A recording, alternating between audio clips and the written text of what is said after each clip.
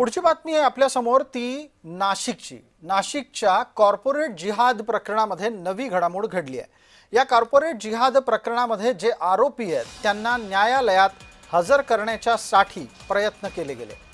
या आरोपींना अटक करण्याच्या नंतर त्यांना सुनावण्यात आलेली पोलीस कोठडी संपल्याच्या नंतर आज न्यायालयामध्ये हजर करण्यात आलं। किरण गोटूर आमचे सहकारी प्रतिनिधी या निमित्तानं जोडले गेलेले आहेत। किरण, 6 आरोपींना 2 दिवसांची कोठडी सुनावली होती। आज न्यायालयामध्ये काय झालं? तर हा संपूर्ण जो प्रकरण आहे तो गेल्या 2-3 दिवसांपासून चर्चेत आलेला आहे।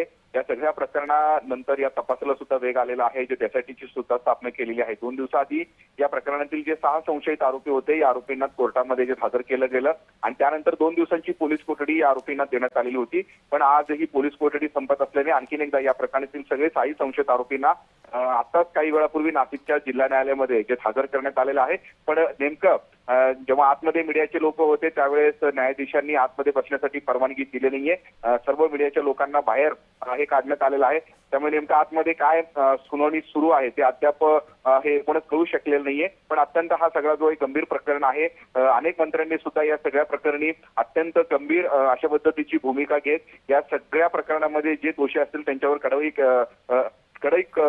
एकूणच कारवाई करण्याचे आदेश द्यायचे दिलेले आहेत। ठीक आहे किरण, या स्थितीमध्ये आत्ताच्या घडीला किमान पोलीस कोठडी वाढवून मागतील अशी अपेक्षा आहे। आपण न्यायालयीन कामकाजाच्या निमित्तानं ज्या वेळेला वकील बाहेर येतील तेव्हा त्यांच्याकडून अधिक माहिती घेऊन कळवा, आपण ती तातडीनं प्रेक्षकांपर्यंत नेऊ।